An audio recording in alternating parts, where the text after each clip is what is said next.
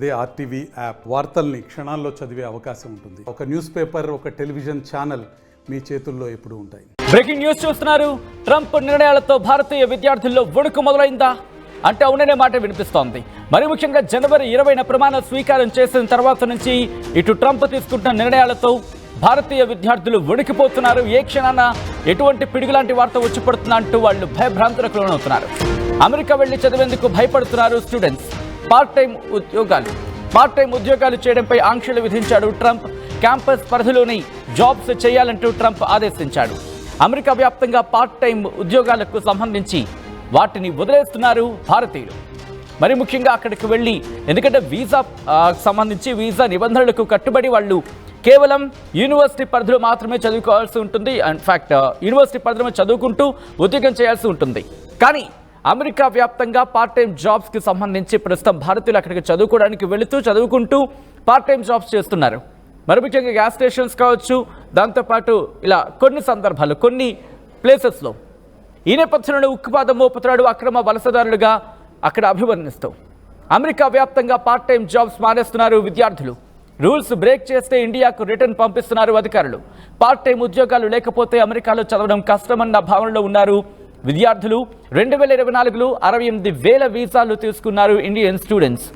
ఈ ఏడాది మరింత తగ్గబోతున్నట్టుగా తెలుస్తోంది. స్టూడెంట్ వీసాలు వలసదారులకు మరింత తగ్గుతోంది జాబ్ మార్కెట్. యుఎస్ పౌరులకు మొదటి ప్రాధాన్యత ఇస్తున్నాయి కంపెనీలు. ఎందుకంటే అమెరికా ఫస్ట్ అంటూ కూడా ఇటు ట్రంప్ చెప్పుకొస్తున్న సందర్భం. అమెరికా ఫస్ట్ అనే నినాదంతో ట్రంప్ మొదటి నుంచి వెళ్తున్నాడు. ఈ నేపథ్యంలోనే ఇప్పుడు అక్కడ పరిస్థితులు మారుతున్నాయి. దాదాపుగా నెల రోజులు కావస్తుందని చెప్పుకోవాలి. ఇంకొక 9 రోజులు మినహాయిస్తే దాదాపు నెల రోజులు కావస్తుంది ట్రంప్ ఇటు అధ్యక్షుడిగా అక్కడ ప్రమాణ స్వీకారం చేసి. ఈ నేపథ్యంలో ఈ 5 ఏళ్ళు ఇక కష్టమేనా అనే అటువంటి చర్చ జరుగుతుంటోంది. ఎందుకంటే అక్కడ చదువుకుంటూ పార్ట్ టైం ఉద్యోగాలు చేసుకుంటూ తమ బతుకు తీరుని మార్చుకున్న ప్రయత్నాలు, తమ బతుకు తెరువును చూసుకుంటున్న ప్రయత్నాలు. ఎందుకంటే చాలామంది అక్కడికి వెళ్ళిన తర్వాత చదువుకుంటూ పార్ట్ టైం జాబ్స్ చేసుకుంటూ ఉంటారు. అయితే పార్ట్ టైం జాబ్స్ చేసుకోండి, కానీ యూనివర్సిటీ లోపల మాత్రమే పరిమితం కావండి, యూనివర్సిటీకి మాత్రమే పరిమితం కావాలి అంటూ కూడా ట్రంప్ చెప్పడం ప్రస్తుతం అక్కడ భారతీయ విద్యార్థులు గుబులు రేపుతోంది. కేవలం యూనివర్సిటీకి మాత్రమే పరిమితమైతే ఎంతమందికి వస్తాయి ఉద్యోగాలు అంటూ కూడా వాళ్ళలో చర్చ మొదలైంది. కానీ ఇక్కడ ఒకటే అంశాన్ని ప్రస్తావించడం జరుగుతోంది. మరి ముఖ్యంగా మీరు వీసా తీసుకునే క్రమంలో మీకు అప్పుడు ఇంటర్వ్యూ జరుగుతుంది. మీకు వీసా తీసుకునే క్రమంలో మిమ్మల్ని అడగడం జరుగుతుంది, మీరు ఎందుకు వస్తున్నారు? చదువుకోవడానికి. దానికే పరిమితం కావాలి. ఇక్కడ మరి ముఖ్యంగా నిపుణులు కూడా అదే చెప్తున్నారు. ఇక్కడి నుంచి వెళ్ళే ఇక్కడి నుంచి విద్యార్థులను పంపించే తల్లిదండ్రులు కూడా ఫినాన్షియల్గా ఎంత మనకి అవుతుంది, విద్యార్థి చదువు పూర్తయ్యే సందర్భానికి బయట ఎక్కడ ఉద్యోగం చేయవలసిన అవసరం లేకుండా, బయట ఎక్కడ కూడా ఉద్యోగానికి వెళ్ళవలసిన అవసరం లేకుండా ఆ అమౌంట్ అనేది ఉన్న క్రమంలో మాత్రమే ఉండాల్సి ఉంటుంది. లేకపోతే కష్టతరం అంటూ కూడా ప్రస్తుతం డిస్కషన్ జరుగుతోంది. ఈ నేపథ్యంలోనే ఎవడెళ్తాడ్రా బాబు అమెరికాకు తలనొప్పి, ఇటువంటి సినారియోలో వెళితే కనుక ఇబ్బందులు పడాల్సి వస్తుంది. 1 కాదు 2 కాదు, వెళ్ళిన తర్వాత చదువుకునే సందర్భంలో పార్ట్ టైం జాబ్స్కి సంబంధించి కేవలం అక్కడికి పరిమితం అయితే సరిపోతుంది. అంటే యూనివర్సిటీకో లేకపోతే ఆ ఎడ్యుకేషన్ ఇన్స్టిట్యూషన్స్కి సంబంధించి అక్కడికి పరిమితం అవ్వాలి. దాన్ని పరిధి దాటి వెళ్ళాలనుకొని బయట ఎక్కడైనా చేయాలనుకుంటే కనుక వెంటనే ఇల్లీగల్ ఇమిగ్రెంట్గాను గుర్తించి అక్కడి నుంచి పంపించేస్తున్నాడు ట్రంప్. ఒకసారి మీరు చూడొచ్చు, ఇప్పటికీ 104 మందిని పంపించాడు. ఇప్పటికీ 18,000 మంది భారతీయులు ఉన్నారు అనేది అధికారిక గణాంకాలు చెబుతున్నమాట. సో ఇటువంటి నేపథ్యంలో ట్రంప్ తీసుకునే నెక్స్ట్ నిర్ణయం ఏం కాబోతోంది?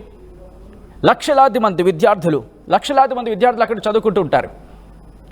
ఇక్కడ గణాంకాల గురించి మాట్లాడుకుంటున్న సందర్భం, పార్ట్ టైం ఉద్యోగాలు చేస్తేనే తమ బతుకు అక్కడ వెళ్ళగలుగుతుంది. ఇక్కడేమో బంగారు కొండలు, కానీ అక్కడికి వెళ్ళాక ఒకటే మాట, ఇక్కడేమో లగ్జరీ లైఫ్కి అలవాటు పడిన తర్వాత, లేకపోతే సాధారణ నార్మల్గా ఎలాగైనా అనుకుందాం, ఎందుకు వెళ్ళాల్సి వస్తుంది? ఎందుకు వెళ్ళి అక్కడ పార్ట్ టైం జాబ్స్ చేస్తున్నారు? సరదా కోసం కాదు, ఎందుకంటే డబ్బు సరిపోదు అక్కడికి వెళ్ళాక. దాంతోని అక్కడ సంపాదించుకుంటూ ఒక $700 సంపాదించుకుంటూ అక్కడ సంపాదించుకుని ఆ సంపాదించిన దాంట్లో నెక్స్ట్ టర్మ్ ఫీజులు కట్టుకుంటూ కొంత ఇంటికి పంపిస్తూ ఎందుకంటే ఇక్కడ ఆస్తి ఉండి వెళ్ళిన వాళ్ళకు సంబంధించి అనుకుంటే కనుక ఎంతమంది ఉంటారు అనేది బిగ్గెస్ట్ క్వశ్చన్ మార్క్. ఎందుకంటే ఇక్కడ లోన్లు తీసుకొని ఆ లోన్ డబ్బులతో అక్కడికి వెళ్ళి చదువుకొని ఇక్కడ పేరెంట్స్కి భారం కాకుండా అక్కడ ఉద్యోగాలకి అంటే చదువుకునే పేరు మీద వెళుతూ పార్ట్ టైం జాబ్స్ చేసుకుంటూ తమ ఫీజులు కట్టుకుంటూ ఇక్కడ పేరెంట్స్కి పంపించుకుంటూ ఇక్కడ వడ్డీలు కట్టుకుంటూ ఆ బ్యాంక్ తీసుకున్న రుణాలకు సంబంధించి ఇలా తమ బతుకు ఈడుస్తున్న వాళ్ళు చాలామంది ఉన్నారు. ఇప్పుడు వాళ్ళందరూ కూడా ఒక పెద్ద క్వశ్చన్ మార్కులు ఉండిపోయారు. అరే నేను తప్పు చేశానా? ట్రంప్ వచ్చిన క్రమంలో పున్నామ నరకం అంటూ ఉంటారు కదా, అంటే ముందుకు వెళ్ళలేరు అని చెప్పి వెనక్కి ఉండిపోలేరు. అటువంటి పరిస్థితి ఎదుర్కొంటున్నారు కొంతమంది భారతీయ విద్యార్థులు అక్కడైతే మాత్రం. అందులో మీ వాళ్ళు ఎవరైనా ఉన్నారా? ఒకసారి కామెంట్ చేసే ప్రయత్నం చేయండి. ఎందుకంటే సీరియస్నెస్ ఆఫ్ ద ఇష్యూ అంటూ ఉంటాం కదా, గాఢత, ఆ విషయానికి సంబంధించిన గాఢతను మాట్లాడుకునే ప్రయత్నం చేద్దాం. ఎందుకంటే అది కనుక తీవ్రత కనుక పెరిగితే ఏమో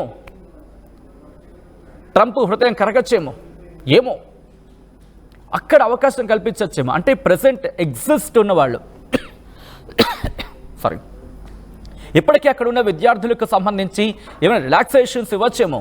ఎందుకంటే భారత ప్రధాని మోదీ వెళ్తున్నారు అమెరికా పర్యటనకు సంబంధించి. ఫ్రాన్స్ ప్రధాని ఆయనతో మాట్లాడిన సందర్భం, ఇమాన్యుయల్ మ్యాక్రోన్తో ఆయన మాట్లాడిన సందర్భం. సో ఇటువంటి సినారియోలో ఇప్పుడు ట్రంప్తో కూడా మాట్లాడే అవకాశాలు ఉన్నాయి. ఇప్పటికీ కేంద్ర విదేశాంగ మంత్రి జయశంకర్ అక్కడ ప్రభుత్వ అధికారులతో కావచ్చు లేకపోతే ట్రంప్ సర్కార్తో మాట్లాడిన సందర్భాన్ని చూసాం. ఇప్పుడు మోదీ వెళ్ళిన తర్వాత ఏమైనా మారుతుందా? ఎందుకంటే భారత్కి అమెరికాకు మధ్య సఖ్యత ఉంది. దాంతోపాటు ట్రంప్కి మోదీకి మధ్య ఆ ర్యాపో ఉంది, ఆ పాజిటివ్ ర్యాపో ఉంది. ఎందుకంటే గత పర్యాయంలో ఆయన ఏకంగా ఇండియాకు వచ్చి ఇక్కడ మాట్లాడిన సందర్భం. సో అంతటి ర్యాపు, అటువంటి సఖ్యత ఉంది, ఇద్దరి మధ్య మంచి స్నేహబంధం ఉంది అంటూ చర్చ జరుగుతున్న నేపథ్యంలో ఒకవేళ ఇప్పుడు కనుక మనం గళం విప్పగలిగితే, మన కష్టాలని కరెక్ట్గా చెప్పుకోగలిగితే తప్పుని ఎవరైనా తప్పే అంటారు. కానీ ఆ తప్పుకి సంబంధించి దాన్ని సరిదిద్దగల తప్పైతే కనుక కరెక్ట్ చేసే అవకాశాలు ఉంటాయి. ఇప్పుడు మన పిల్లలు అక్కడ వెళ్ళి ఇబ్బంది పడుతున్న సందర్భం అనుకుందాం. అఫ్కోర్స్ అనుకోవడం కాదు, ఉంది ఆల్రెడీ ఇబ్బంది అయితే కొంత ఉంది. కానీ నా బాధ ఎక్కడ చెప్పుకుంటే నేను ఎక్కడ చులకన అయిపోతాను అనే ఒక భావనలో చాలామంది ఉండిపోతారు.